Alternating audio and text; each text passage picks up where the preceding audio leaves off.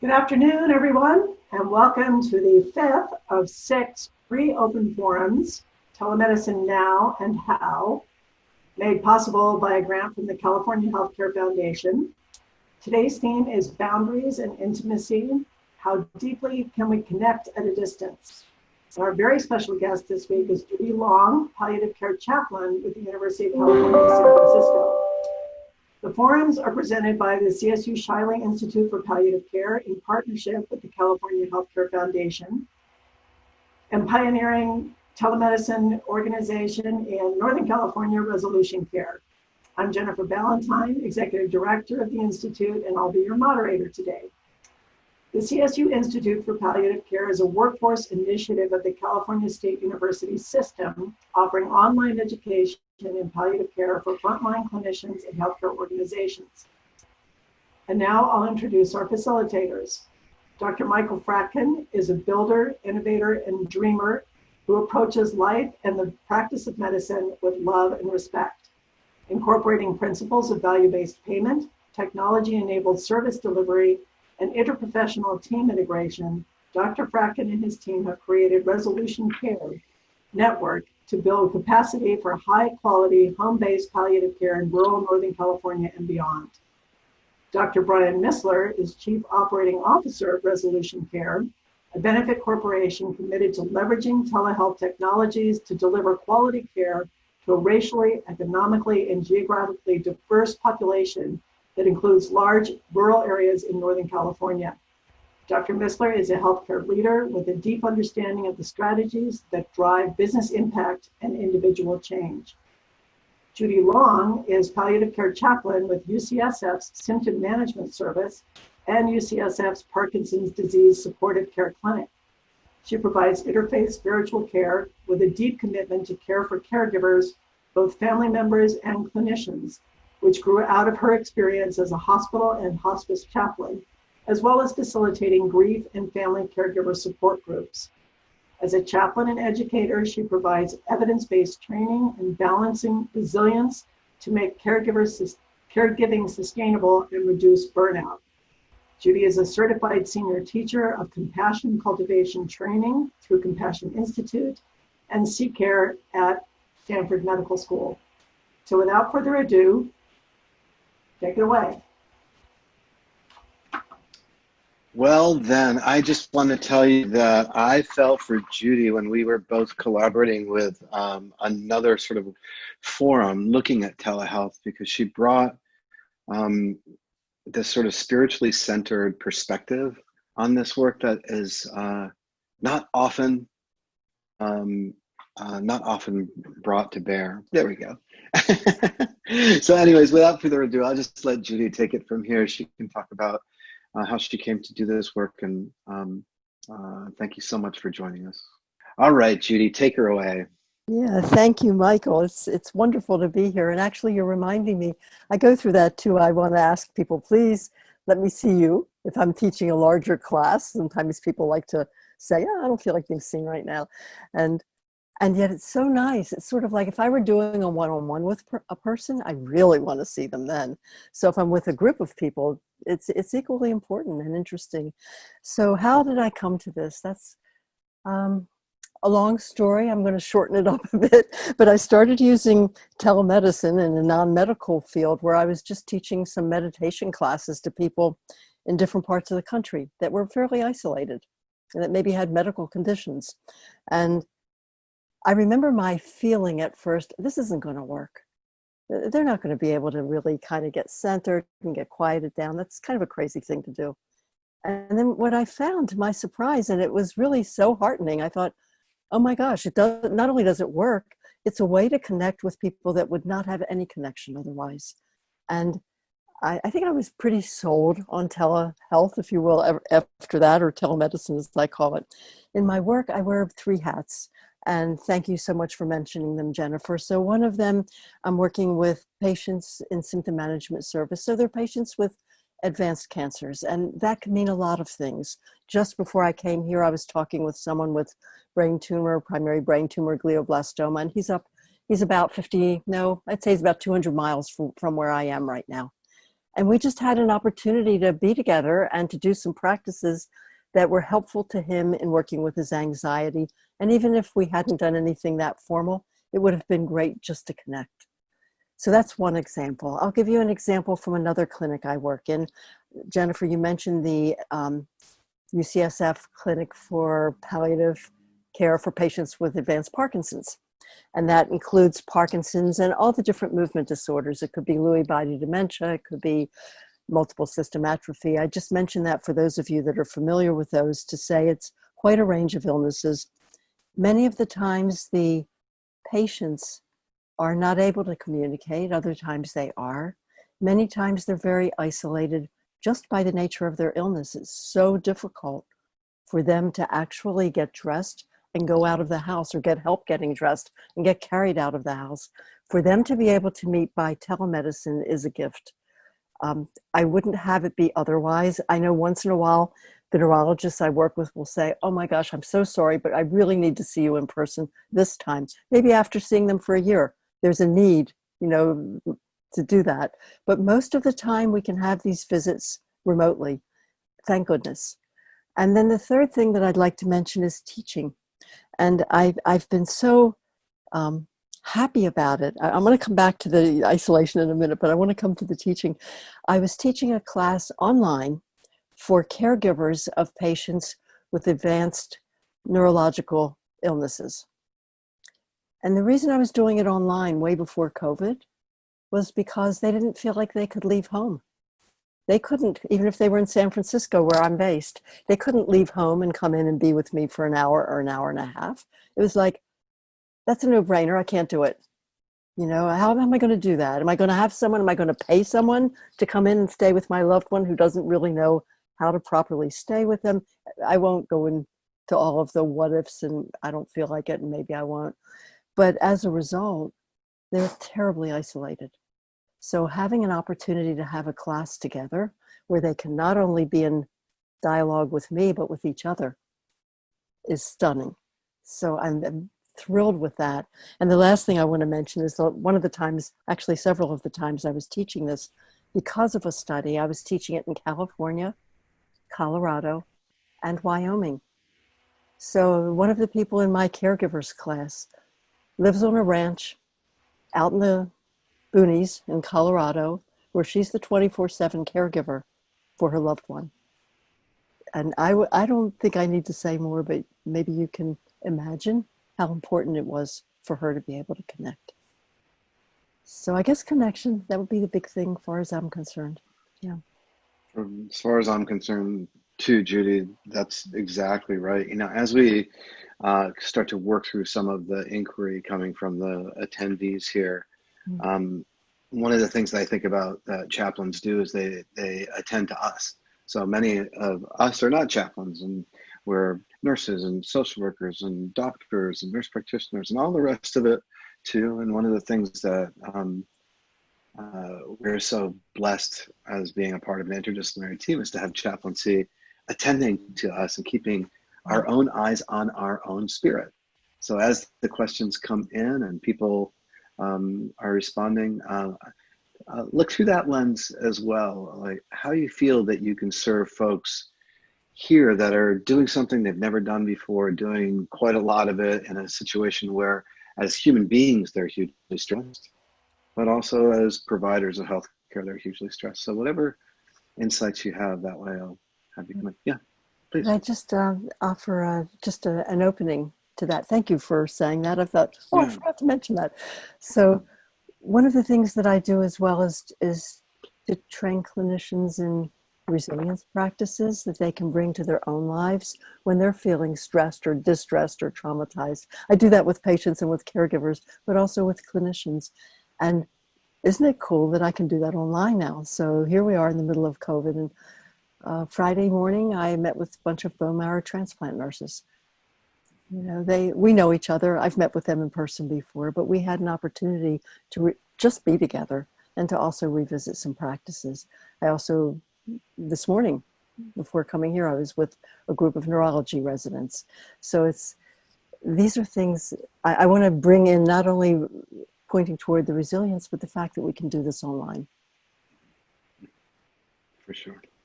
Thank you so much. All right, Jennifer, well, while we're waiting for someone to raise their hand, why don't you go ahead and bring one of the questions forward from your list? Sure. And this is very much in line with some of what you've been talking about already, Judy, but one of the questions was, aside from health and safety and convenience, what are some of the other benefits patients have shared about telemedicine? What do they especially appreciate about it, other than not having to worry about parking? Yeah, I think, yes, I think I did address some of that, but I would say right up at the top is something I already talked about. It's the capacity to connect when it is breathtakingly difficult to try to come in person, almost impossible. It may garner them more care than they would get otherwise because they won't come in if it's too impossible in their view. So interesting too, I've heard them say, I'm having a better visit now, whether it's with me, whether it's with a neurologist, whoever it's with, because I'm not so stressed from the process of getting to where you are.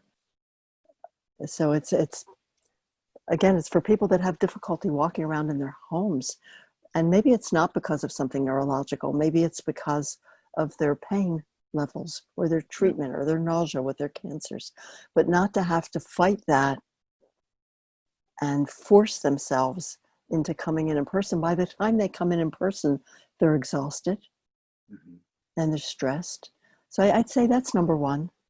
I think other advantages, I don't know, I can have one-on-one time in person, certainly, but it makes it so easy to do it in this way. We can say, you know, it'd be great if we had a little time, just the two of us, and the family member can step outside, or it'd be great to talk to the family member and I can take some time with them. So that's what comes to my mind. Thanks. Yeah, I'll echo what you said about the sort of urban gauntlet that has to be run to get into the same space physically with your healthcare professional. That's a big deal. And it may have more to do with traffic and parking and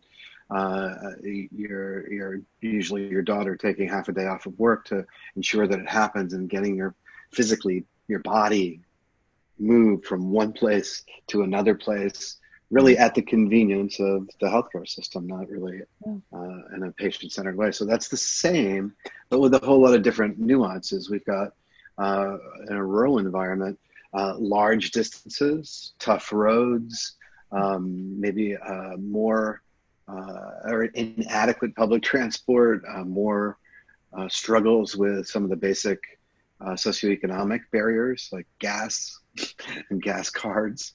But it's the same general approach that there's this huge set of physical barriers that make it really hard to go all the way into your palliative care program to improve your quality of life, right? So that's probably the first on my list too. Then there are some other things that we've talked about in prior sessions that I'll just allude to, and we'll see if that's interesting to this attendees. There are certain things about the nature of this framework, the click and then you're there with the person that you're working with, and holding your attention without all of the environmental interference of whatever other kind of a setting that you have, that they are at home. They are the person they are in their own natural habitat. And in addition to not having to expend a ton of energy and gas cards and everything else to get to where you are, they also don't have to expend a lot of relational energy to come into a sort of level playing field with the individual that they're talking to. So there's some interactional and relational qualities that I think are a real advantage, maybe a little bit more nuanced. Right, so we had a question from the chat box. Can you talk a little bit about the advantages for using telehealth in home hospice and palliative care situations specifically? Let's talk about it. Do you have a hospice role, Judy, in your current activities? Current activities, no, and palliative always. So actually one of our studies, that's the one that's in the 3 states, is all palliative care. It's all Mhm. telemedicine, all of it, by definition, because that's the way the study was written.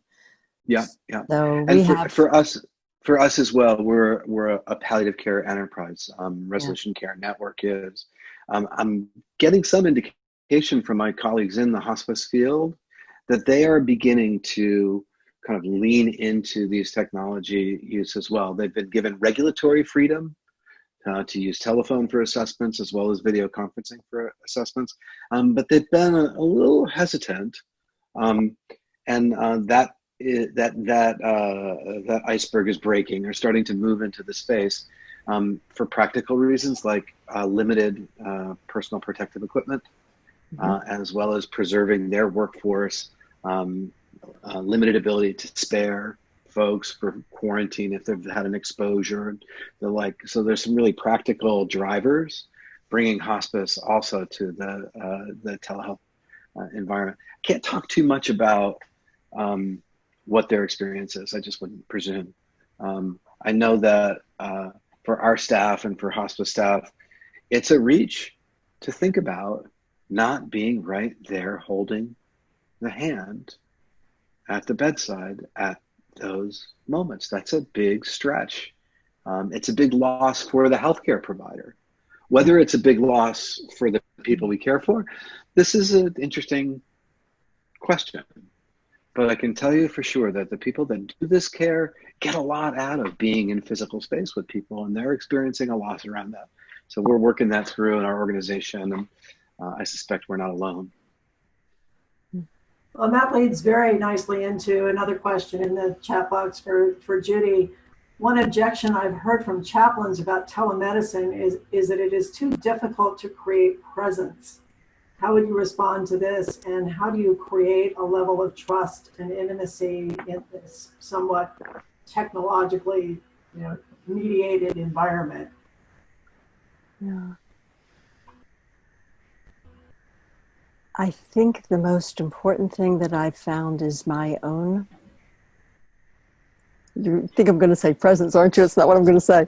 I think it's my own willingness to understand that it's possible to have a close relationship using this medium. So I can create difficulties in my own mind, and if I do that, they will be there. But if my sense is, oh my gosh, what a gift. I get to be with someone I would not get to be with otherwise. And I believe that, I think there are some words on this but this session that said, what was it? Intimacy and boundaries. I'd like to throw in another word, transparency. I think it's so important to be very transparent about what we're using, what we're doing, and to say, this is different. I wish I could be with you in person. That would be so cool. But I know that's not working well for you right now or for me, whatever the reasons may be. It could be COVID, it could be geographical distance, but to name it in a way, and that's upfront, that doesn't let it be an elephant in the room, and to say, but it's so fantastic that we can be together. I'd like to take a little bit of time if I could, so we could just kind of get to know each other, or I can hear what's going on for you right now. And I just open it up that way, but I probably would have done that in person anyway. But I do it within this context, naming what the context is and allowing it to be a gift rather than an obstacle. And I believe that shift in mindset makes all the difference. It's a short answer. I could talk for a long time on it, but that's kind of Let me talk a little bit more. Because Please. while you were saying it, I was thinking about this word presence is defined sort of in one dimension as being in the same place. But we have all been working in healthcare environments where we were in the same place. And this other quality of presence was entirely hard to find. So being in the same place doesn't necessarily facilitate intentional showing up and connection with people, nor does the absence of a physical shared space interfere with the development of intentional presence. It's actually a state of being rather than a position in space. Yeah, that's my little trippy philosophical, kind of metaphysical thought. I like it. That's been my experience as well. I will share that I've been very interested to notice people that I wouldn't expect to do this, to go, oh, you couldn't do that on telemedicine. And one of them, I'm going to give you an example. She's a very gifted, wonderful nurse, palliative care nurse that was a hospice nurse, and now she's working in the hospital. And she said, well, yeah, telemedicine is great, but you certainly couldn't have a family meeting on telemedicine.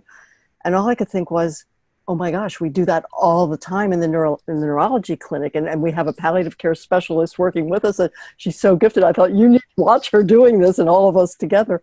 And I thought about meetings that I've had with families where so these were kind of a conflicted family where there were a lot of siblings, and some of them were in China, and some were in LA, and some were in the Bay Area. And we had a wonderful family meeting together. But, if we hadn't had telemedicine, that we would have had difficulty. I think it's important to name what's happening and to maybe make a little extra space and time, if it makes sense in the given situation, so that you can just almost breathe together and take a moment and say, how are we okay? What's going on? And then kind of go into your regular chaplaincy visit. That's my feeling. For folks that are listening and it's resonating with them cognitively, what we're saying about intentional presence, but there's still, you can't cheat being a beginner, right? You can't get past, how would you guide them to manage some of that anxiety that is entirely human and expected and normal to when they're doing their work in a totally different way? I am so grateful for that question, because I was thinking about that before this started, and then I totally forgot it. So thank you for saying it. I had a friend and colleague here at UCSF actually saying to me, oh my gosh, I'm going to be doing advanced care directive stuff online. I don't know how to do that. Can I watch you doing your classes? What do I do? And I started to tell her things she could do, and I thought, that's not what she needs to do. What she needs to do is get a couple of her friends together and say, is it okay if we do a Zoom together and try this out? And she loved that idea, and she did that a little bit. And then, of course, time went fast and she had to jump in anyway. But I would really recommend that idea. I think when I started doing teaching on telemedicine, I was teaching clinician resilience, and I thought, I'm going to get a hold of some of my friends. I had a chaplain at Duke. I had a neurologist in Seattle. I had somebody else, an educator in British Columbia. And I said, you willing to do this with me? And so we all did this together, and it was a practice. At the same time, I was able to teach them something they wanted to hear, which was kind of cool. But I can't say enough to practice it in a safe space. Have some fun with it. Push the different buttons. What's it like to make a breakout room so people can talk to each other? I don't know. Try it out. And what would I have to tell someone so they could do that and wouldn't get confused by that instruction? Try it out. Yeah, Judy, you and I share the same superhero power, enthusiasm. we believe that enthusiasm and positive forward motion into the unknown is actually really the way to make the unknown known. I think that we share that. Thank you. Perfect. Unless you can fly. Can you fly? Or no, I want to work on that one. Okay. Go ahead, Jennifer. We have one question. No, we're going to take Paul. I'm going to try to unmute you now. Paul, can you hear? There you go. Yeah, I can hear. Perfect. We hear you. Go for it. Okay, great. Just had a question about maybe offering some thoughts on caring from a distance and end-of-life options or medical aid in dying. Judy, would you like to start that? I think the first thing that comes up for me is to think in what context, with what patient and what story, what's going on. And my inclination would be to involve the team, since I'm seeing patients in palliative care context. So if that seems to be an issue, I'd probably want to have team conversations a little bit with regard to the patient and what's happening. And then I generally will come forward if it's something I'm curious. I would come forward with curiosity a little bit without trying to nail anything down, just to say, how come, what's up, what's going on here, and explore the territory a bit. It's not I don't have a much bigger answer than that. You may have more, Michael. No, I think that's exactly the way I think about it, is that quite often, and in the current sort of moment in our society, people bring that question forward as if that's really what they're exploring. And sometimes that's true. Sometimes people had thought deeply about whether or not they wanted to exert control over the very last portion of their life. But almost always, it seems, when we approach that with curiosity, exploration, and inquiry, we discover there's a lot more material there that needs the light of day, needs a little oxygen to breathe. And more often than not, probably 3 out of 4 times, the request for participation in the end of life option specific protocol tends to just drift off the center of the discussion as they've had an opportunity to kind of talk about what's really on their plate. What are they really worried about? What really matters to them? Where are they blocked or where the dilemmas are? So exactly that, and always look deeper and go deeper when that comes up. Now, I can tell you that pragmatically across the state, I would be very, very surprised to know that telehealth is not being used by primary care providers, specialty providers, and then the handful of folks who've made this an important part of their practice. It's not an important or even an offered part of our practice at ResolutionCare Network, but we're networked with other people who make those opportunities available for people. And I suspect that some of that's being done by telemedicine and being done just as well as it would have been in person.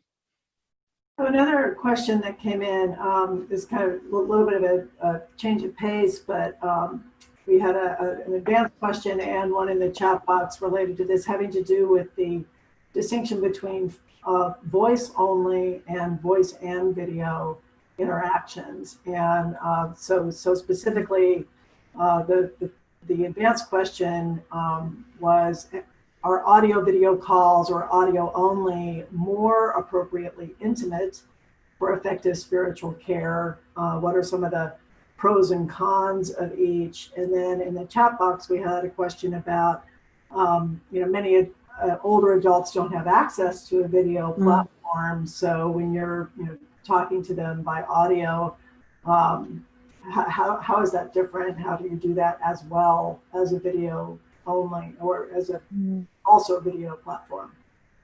Okay. So if I had my druthers, I would always have video. I just think we can, if we see each other, we can see one another's body language. That alone would be worth it. Facial expressions, nuances, things that we just can't see them if we're on the phone. We can imagine them, but we can't see them. The fellow that I mentioned that I talked with just before I came here was that I mentioned had glioblastoma. This was the first time we saw each other. We've always talked on the phone up until now. And there wasn't any real reason. He just said, I don't think my technology is going to work okay. I think we need to talk on the phone. And turns out he's like this technology superhero. He just didn't want to be seen. So we talked on the phone probably 3 or 4 different times. And it was so nice today just to see each other. We both enjoyed that a great deal. It can be a mix, of qualities. Sometimes I do meet with people that literally cannot get the video part going. And it's been interesting and surprising. I've had some, what I would consider really meaningful and important conversations when there was no video. It might have been someone grieving deeply with sort of raw initial grief with regard to the death of a child. I wouldn't choose to do that on the phone, but it happened on the phone just fine. What was important was that we connected. But I would choose audio, or rather video, if I could get it. Yeah. Yeah, no, I think that's right. We have a lot of skills that we take for granted around the telephone. Most of us have been yapping on it for 45 years or so. So we have a lot of skills that we take for granted. The great thing about adding video to our repertoire now is that it is new. It's a new frontier, a whole new context and setting for exploration and discovery. There's just so many tricks and things that you can do that are so subtle and interesting that I find that really engaging. I find myself really curious about what's different about video and telephone. in one of the chat sections, there was some reference to regulations, and I think I'll give a little practical shout out to that concept. What most of you have noticed is that CMS and other central regulatory bodies have made changes consistently and quickly in the context of this federally declared emergency. It's part of the reason why we're here, that all of a sudden, many of the barriers to doing telemedicine in one form or another, either by telephone or by audio and video, have fallen by the wayside. And so the idea is we're helping y'all kind of get your feet underneath you to do it. The most recent regulation opened the door, at least for the time being, for telephone-based assessments and telephone-only advanced care planning discussions that are billable through the typical billing codes. The question that was in the chat was, will that go away? And the answer is, I don't know.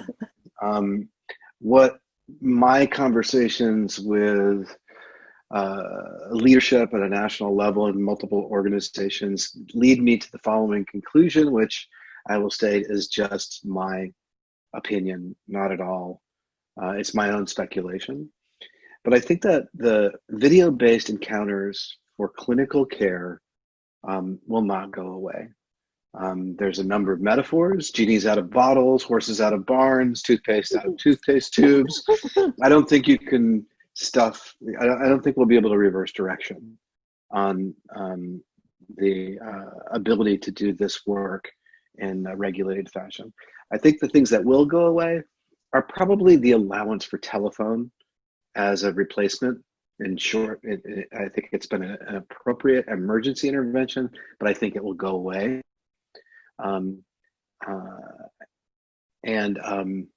Video, I think, is here to stay because it works and it pays.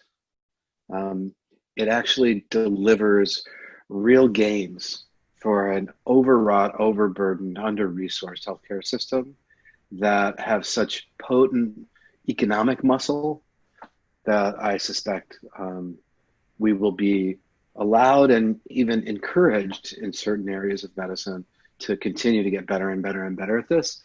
And it turns out people are so satisfied, people we care for, whether seriously ill or chronically ill or just requiring health maintenance, people are so pleased with the experience of not having to schlep to your turf, but to get the care that they need on their own turf.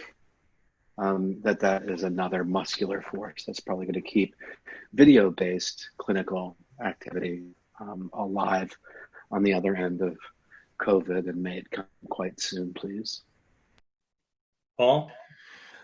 Yes, just thinking from a telehealth video audio perspective and, connecting with, participants, clients, patients, what would your recommendation or thoughts be on making that therapeutic connection when you as the provider are sensing that disconnect because maybe the person is, used to that face-to-face experience or in-person experience, and they're not realizing that through the video audio, they're not necessarily connecting as they normally would?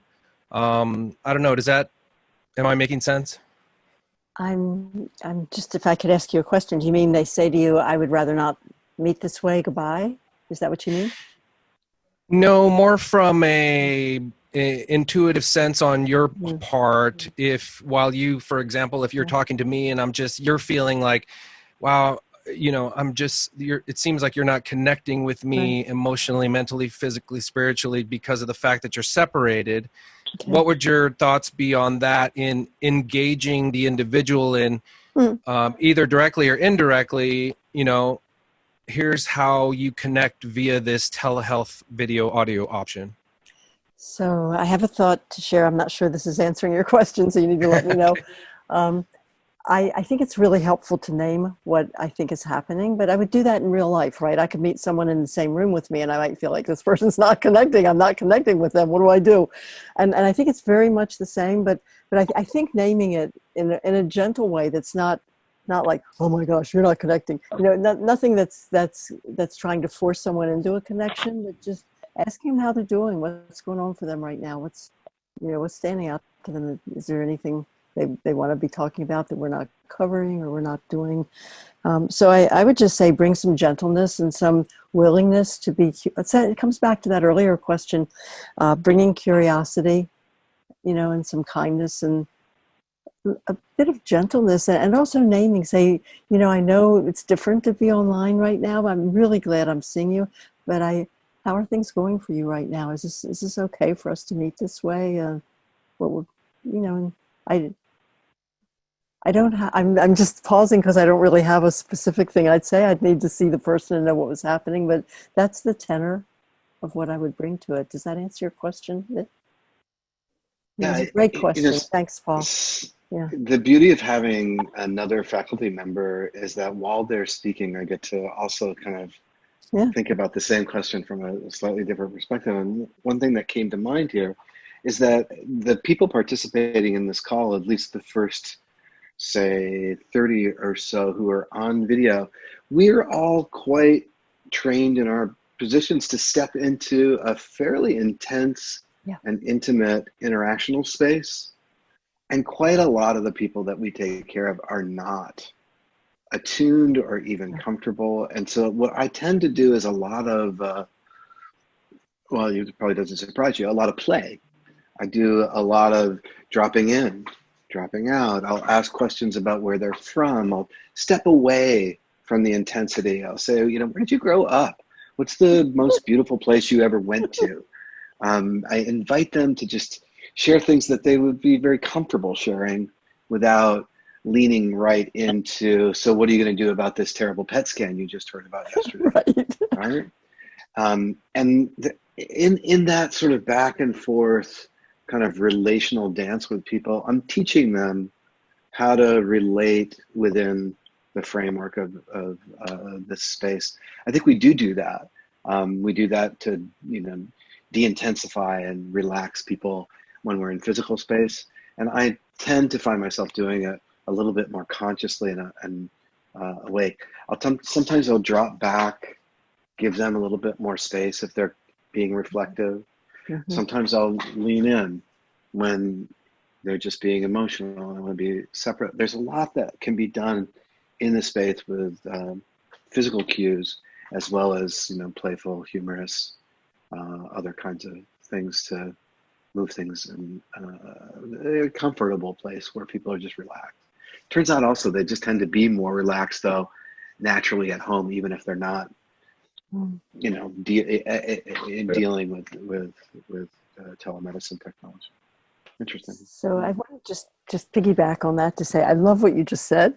Those are certainly things that I find as you say, I would do them in physical space anyway, and I've never really stopped to think, do I do it more, in the online environment? I think I do, but it's a great point. The other thing is, oh shoot, I had another thing that's jumped out of my brain. It'll come back, so I'll let that one go. Yeah. Sydney, I think we can hear you now if you want to try asking your question. Yeah, that was really weird. The whole thing just went blank when I went to, anyway, speaking of technology. But I used to do in-home hospice. I'm a licensed social worker, and my favorite thing in the whole world is to be social as a social worker. I love face-to-face. I love to hear people's stories. I want to know everything that's going on in the room. I'm totally curious person. What's the caregiver doing? What's the patient doing? What card game do they like? I mean, I'm in it. So without that, and with the safety measures in place, and because of my age, I have decided to, I used to do bereavement I'm the grief group person at where I work. And that closed about 2 weeks before it closed for everybody. So a couple of those people I took on over the phone, and we don't have this technology yet for talking to patients in the home and for the bereavement counseling that I'm doing. And I've got some really high-risk people because of the virus combined with the loss of somebody that they cared about for years and years. and I'm trying to assess suicidality and all these things over the phone. So it's a new area for me. And I noticed, actually I did a little video for work about this because they're asking me, how are you doing this? And I think the best thing, and I like the way you said, the playfulness of, I'll talk about something else. You can't just stay in this deep emotional state on the phone forever either. And so I'll be more playful. But I think the tone, I'm realizing what I have to offer is words, tone. I have to be able to express myself on the phone. It's just it seems so limiting, but on the other hand, it seems to be working. And I have a book that we use so that when things kind of get off track, I ask them, what did you do in your journal this week about, this grief book? And sometimes they're so upset, they can't even go there. But at least I have a vehicle for focus, if need be, because some of these people are at the very beginning of this process, and then they couldn't bury the person. They couldn't have any kind of a service. They don't have anybody at home because the person they were caring for is gone, and now they're sick. I mean, there's just, social work and all the stuff that we do. So I guess I'm answering my own question, but I want to have a deeper sense of connection. Even, I like what you said, Judy, about at the beginning, just name it. I always say, even the technology of calling, and I have to block the number, and people pick up, and they're like, is this you? Even saying, okay, every week, this is going to be a blocked number. And no, you can't call me at home. I've got people trying to circulate to get my number, and I'm like, no, you have to call the office and leave me a message, and I'll call you back. So I really like what you said about just naming what's happening. Look, I'm sorry, this is kind of uncomfortable for you. I hate the fact that I haven't met them. That's the part that drives me crazy. I don't see a picture of them, and I haven't met them, and I'm asking them to share their heart with me on the phone. It's just not something I've ever done. Yeah, first I want to just say, I want to honor what you're doing. I think it's absolutely beautiful. Thank you for your service. It's amazing. And I think you're right. I think you can name it. And I didn't say this, but I think it's important to name the fact this is a little different, this is unusual, but in a very positive way. Because if I frame that, I say, this is terrible, we're just meeting online, that's setting things up to feel to prevent the connection, where what I really would like is to enhance the possibility of connection. And I think Michael and you, Sydney, and myself, we probably all do these same things. I'll often ask people if they are lucky enough to have a partner and that's still alive for them. I'll say, how'd you meet? Sometimes I'll just say that because it almost invariably is a crazy story that someone wants to tell. And then, we go into that place, and it's just that same kind of playful thing where you're making that connection and they're, being comfortable with it. But I think you're doing all the right things, Sydney. I agree. Cindy, you may have answered all of your own questions, but you also turned out answered some questions I didn't know that I was trying to get answered.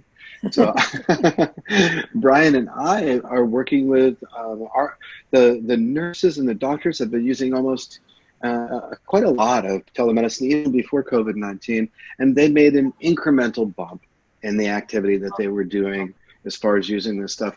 But the social workers, they had probably the biggest change in that short period of time when we shifted over to COVID-19.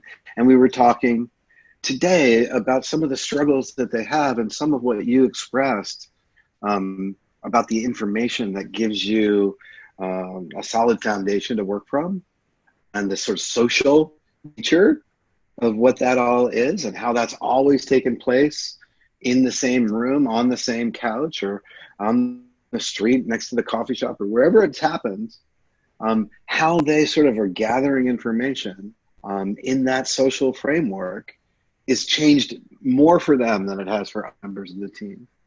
And what you were talking about gave me some insight into how we might help them to bravely adapt to this whole new setting, but it gave me the insight into what the distance that they have to cover So thank you for that.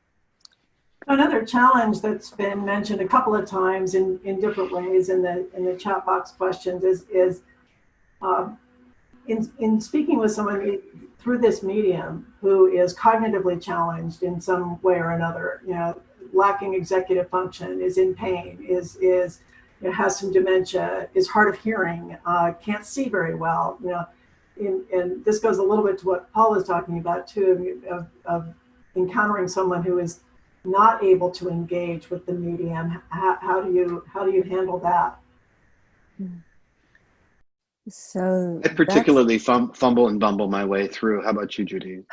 that's the best answer I've heard yet. I will say that I see people like that more than maybe I would if I were not specifically in a clinic with people that have neurodegenerative illness. So that's fairly common for me to see people, either patients or family members, caring for patients that are struggling with that. So I often will try to, first of all, I fumble and bumble, and I don't have one answer. That's number one. Number two, I would say I want to be really conscious of what I'm asking of people.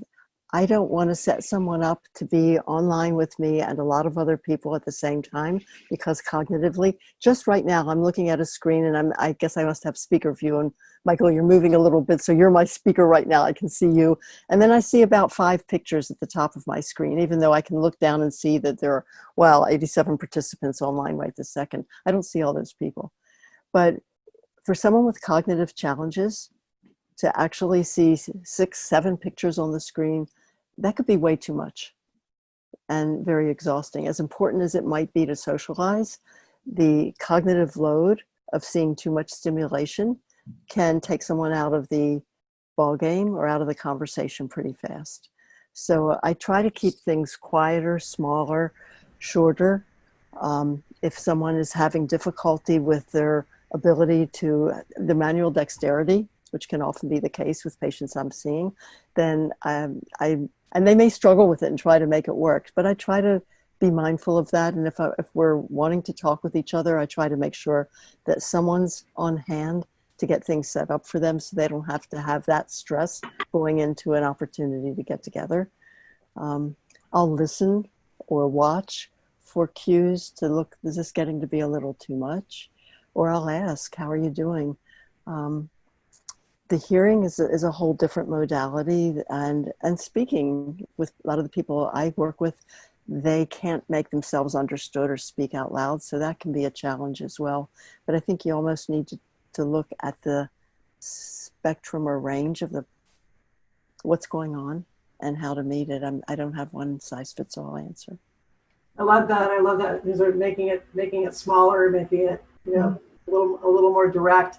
Speaking of direct, just a little bit of a time check. We have about 10 minutes left. The hour, as usual, has flown by. Just a couple of housekeeping things for the end of our session. We'll take a couple more questions, and then immediately after the session, you will all receive a very short survey. It's just 4 questions. We really appreciate your responses to that. It helps us to know how this went over, how to plan for the next time, and to continually improve our educational offerings. And also to let you know that the last session will be, the registration for the last session next week will be open very shortly after this session closes. So want to thank you all for joining us, thanking the California Healthcare Foundation for their support and my team for their wonderful execution of this. I'll turn it back to you with one last question, or maybe not the last question, but an important one, about the exhaustion that some of us are feeling in the changes of using telemedicine, not to mention everything else going on, and chaplains in particular, I think, because as Michael mentioned, you're often in the role of not only supporting patients and families, but also supporting teams. And how do you manage all of that, the intensity of this medium, as well as the intensity of what you're being called on to do? Do we have another hour? So I think it's a big question. It's an important one. all of these questions actually are important.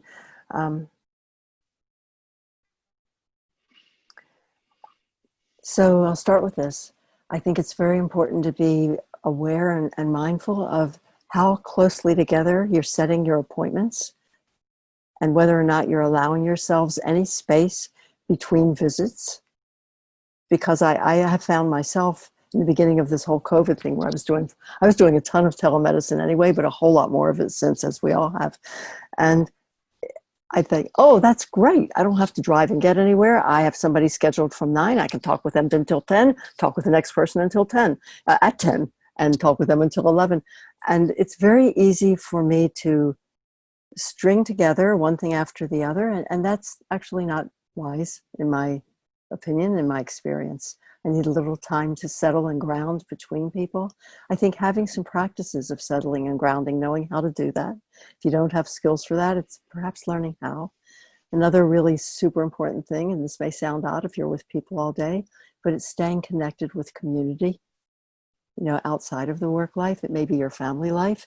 It may be other people, other peers that are doing similar work that you can connect with. Maybe it's important to set up times for that. Being actually intentional and proactive. You know what? I love doing this. This is great. And I need to get together with my besties that understand what the heck is going on for me once in a while so that I can just, let my hair down or just say, how are you doing? Or it's good to see you. Anything like that. It's going outside. It's being careful not to be inside too much. And that's tricky, right? I can do that without even thinking about it. I go, oh my gosh, I spent the whole day inside. I haven't been out once. So it's going, nope, that's not okay. How am I going to do it differently tomorrow? So I get a little bit of sunshine, a little bit of outside time. I will speak again just for a moment. I won't try to go into it, but I think it's super important to have practices that each one of you, each one of us knows that we can turn to when we're feeling stressed, distressed, tired, that we can immediately just drop into that help us balance ourselves.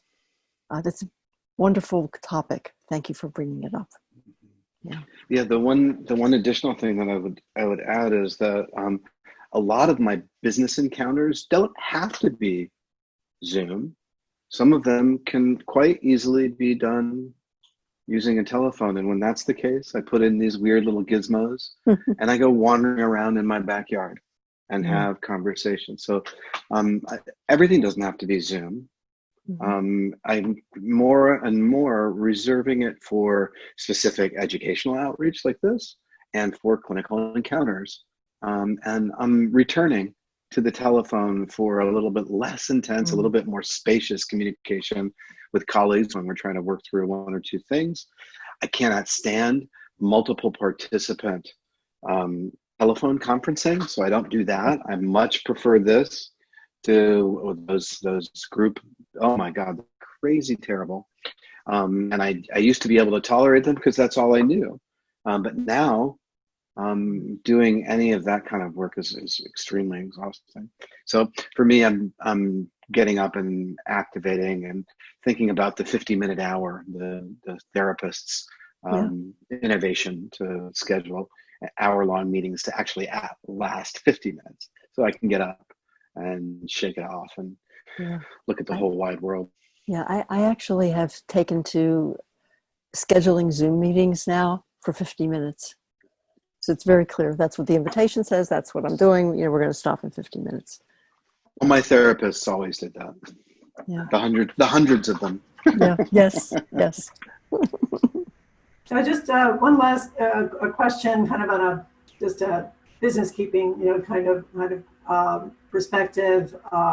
In your office settings, are there debrief times as a team on a daily or weekly basis? How do you keep in touch with each other and support each other? So if I understood the question right, is there time for the team to get together? I will say in the neuropalliative clinic that I'm in, we always start rounding, you call it rounding, but we're online together and we talk about each of the patients we're going to see that day. We check in by text during the day to kind of connect with what's happening right now and who needs to be where, if there are any adjustments. And at the end, we always have what we call a wrap. So it's our entire team getting together again and talking about the day and the people that we've seen and how are all of us doing and what are you doing this weekend? Something like that. And that part, I'm saying that intentionally. That's important. Yeah. Maybe it's a gratitude practice. Maybe it's an intention practice in the beginning of the day. And I didn't say that, but we've routinely done that in rounds. We take a moment for mindful moment of getting centered and still, and we also do what is your intention for today? What is it that you want to hold? And then at the end of the day, a gratitude. We do something similar. Our practice is divided into small continuity groups, interdisciplinary teams. They meet on a weekly basis, and they run through each of the people on their service every week, whilst also being connected to each other. And then once a week, we have what we call an honor meeting for a half hour, sometimes a little bit longer. We acknowledge the folks that have died in the time since the last one. And go around, give people an opportunity to share about them, usually share a poem or reflection, and then acknowledge the spectacularness of our teammates and honor them for the good work that they're doing, usually pretty specifically. Today was a big day of talking about Nurses Day. So let me just say to all of the nurses that are amongst the 82 remaining attendees, thank you so very much for teaching me just about everything I needed to know to be a half-baked doctor. You and the social workers pretty much crafted me as a physician. Thank you for that and for everything. On that note, unfortunately, we're pretty much right up against our time. I also send my honor and thanks to all the nurses among us, as well as all the other team members, and I'm just continually in awe of everything that you're doing out there on the front line. We're kind of back in the supply lines here, but trying to do our best to keep you supported and educated. So again, on behalf of the CSU Shiley Institute for Palliative Care, thank you all. Great, thank you so much, and thank you to the team, and thank you to all of the participants, and we hope we will see you next week. Thank you.